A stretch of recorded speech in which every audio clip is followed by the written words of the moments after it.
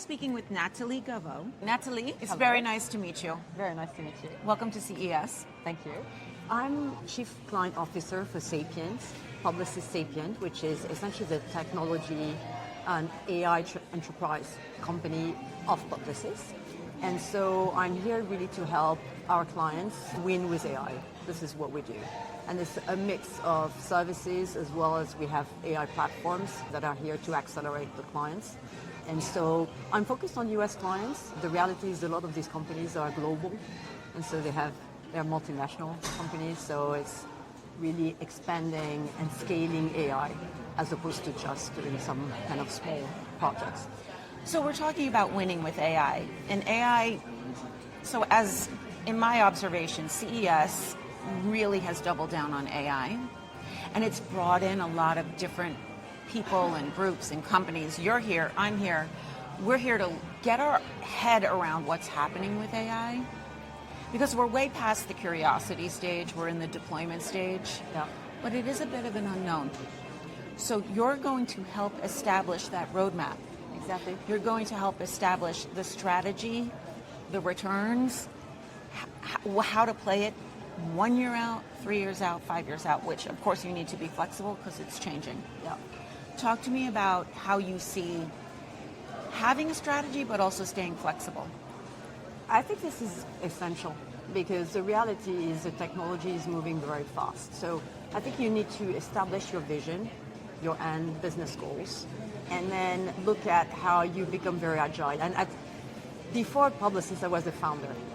I started the kind of European Amazon, which we sold to Rakuten. Then I did another big platform.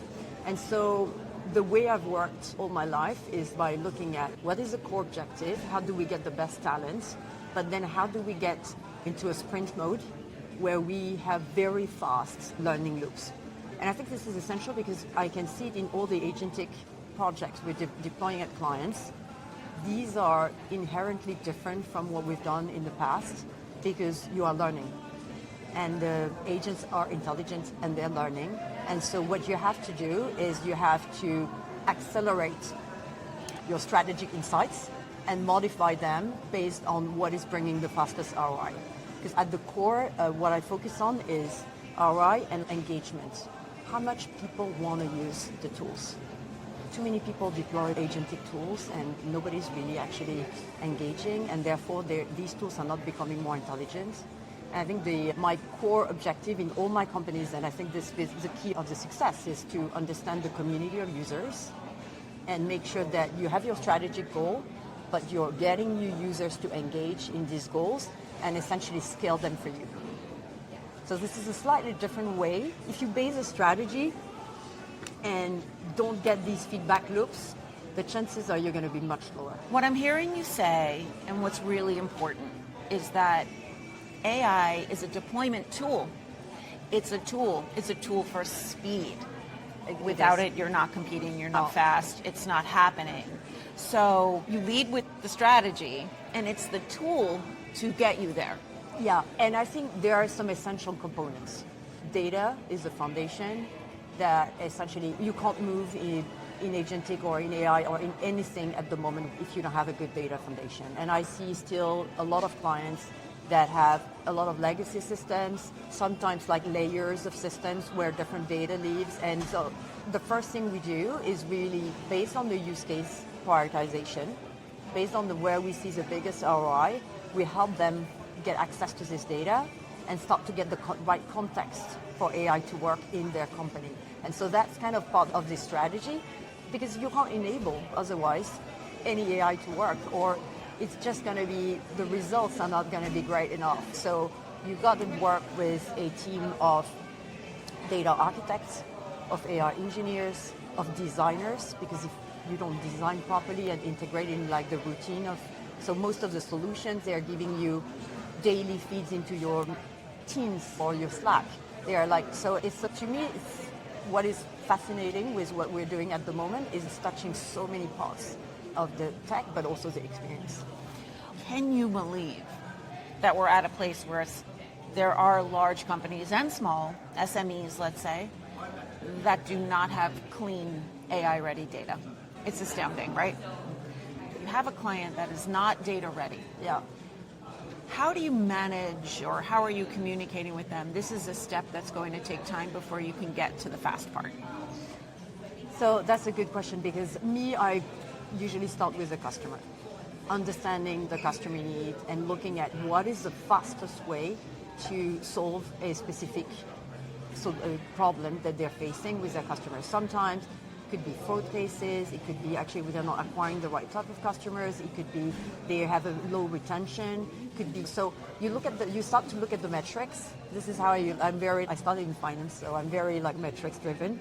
I start to understand what is the lifetime value, what is the CAC, who are my cohorts. But I think, and that's also why I joined Publicis, is because the company is very customer centric. And so then you start to uncover what data you have around these customers and how you're serving them. And then you start to surface the type of data you're going to need for specific agents to solve these problems. And you have some ways to fast track. You don't necessarily have to go through years of programs. You have to be smart. You have to act very much founder mindset. Of course you want to do everything, but the reality in today's world, especially when you're a listed company, you have your earnings calls quarterly, you need to show performance. You want to engage in programs that are multi-year, but you want to start with some actual wins that are going to show EBIT improvement within the next quarter, growth within the next quarter. So usually with the data architects, we have really good teams and they start to unpack just what is right to make this specific case work and deliver. And from there, you start to have a bigger data strategy and unpack. And then, you need quite often to migrate from legacy to, we've done a lot of cloud migrations for clients, and then you do clean rooms, and you have a whole data strategy that you need to unpack. But it needs to be ROI driven. We were talking before we came on the recording, and it's very interesting because your competition set, I don't know if they have that same founder mindset. It comes through very clearly, and you're leading the group, that it's, okay, I have these performance metrics. I have investors. I have to quickly show the return on that. Yeah, the return, the effects of what we're doing. Yeah. Whereas sort of the industry maybe has a longer view, and I think they get tripped up because of that. So bringing you in and having that perspective is going to be great. I think to me, success is about finding the right balance between the short term and the long term. You can't just be planning on multi-year plans, and because the reality is moving too fast, and you have some companies that are going to emerge who are AI first players.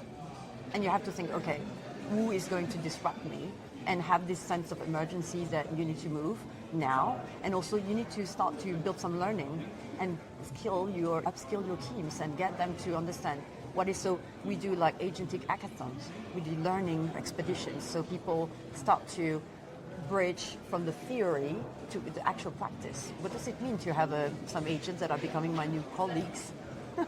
What does it mean when half of the people that are going to shop at my brand are going to be not humans but agents?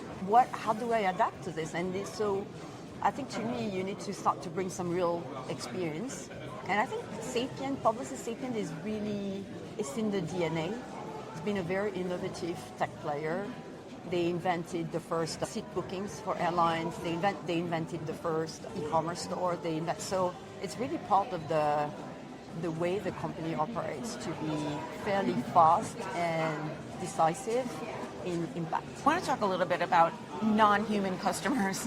It's a fascination of mine in terms of how I closed last year on content, and how companies and brands and retailers and all types of consumer-facing businesses have to have what I call AX, CX, customer experience, UX, user experience, and now I've coined AX, which is agentic experience, that you have to build for the agent's experience, because behind every agent is 1,000, 10,000 customers. It's completely different, and you have to be accommodative.